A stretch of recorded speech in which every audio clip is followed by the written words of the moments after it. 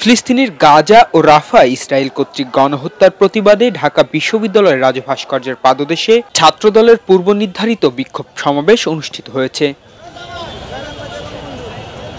ওয়ালটন আবারও মিলিনিয়ার অফারে ওয়ালটন ফ্রিজ কিনে আপনিও হয়ে যেতে পারেন মিলিয়নিয়ার। সকাল থেকে রাজু ভাস্কর্যমুখী ছাত্রদলের নেতাকর্মীদের মিছিল, দুপুরে পরিপূর্ণ হয়ে ওঠে ভাস্কর্য প্রাঙ্গণ।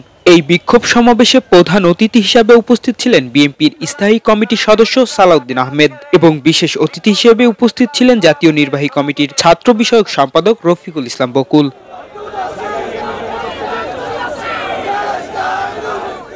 মজলুমদের পক্ষে শুরু হয় প্রতিবাদী স্লোগান, হাতে দেশের জাতীয় পতাকা, পাশে ছিল ফিলিস্তিনির পতাকাও, কণ্ঠে ইসরায়েলের প্রতি তীব্র নিন্দা।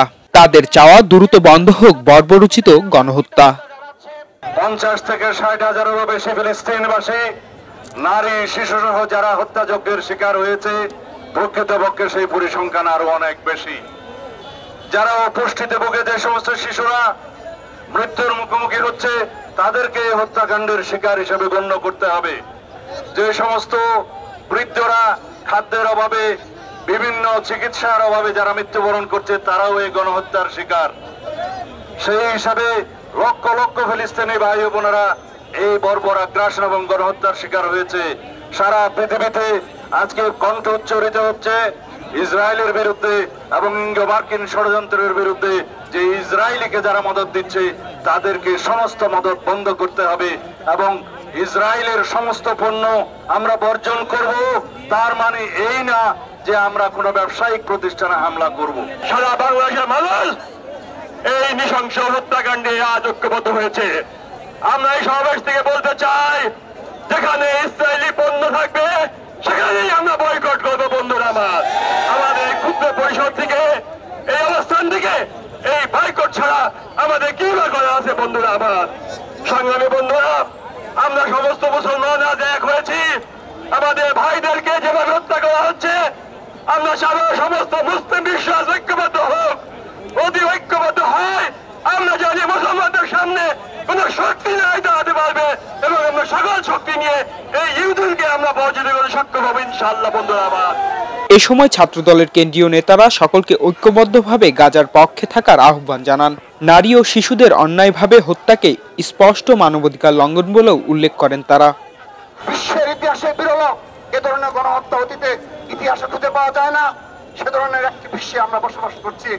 আমরা ধন্যবাদ জানাচ্ছি যুক্তরাষ্ট্র সহ ইউরোপের সকল কান্ট্রিতে এবং দক্ষিণ এশিয়া এবং বাংলাদেশের আপামর ছাত্র জনতাকে, যারা ইতিমধ্যে সকল তাদের রক্তচক্ষুকে উপেক্ষা করে রাজপথে প্রতিবাদে সামিল হয়েছে।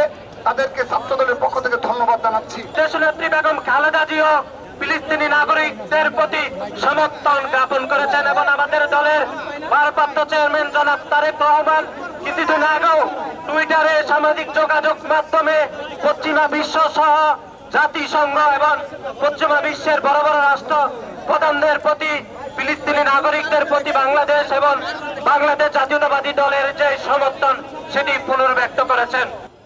এই বিক্ষোভ সমাবেশ থেকে শীঘ্রই গাজায় গণহত্যার প্রতিবাদে বিএনপি সারা দেশে বৃহৎ কর্মসূচির ঘোষণা দেবে বলে জানিয়েছেন বিএনপির স্থায়ী কমিটির সদস্য সালাউদ্দিন আহমেদ। শুধু বিএনপি না, সারা বিশ্বের বিবেকবান মানুষই ইসরায়েলের এই গণহত্যার প্রতিবাদ জানাচ্ছে। সবার একটাই চাওয়া, শান্তি ফিরে আসুক গাজায়।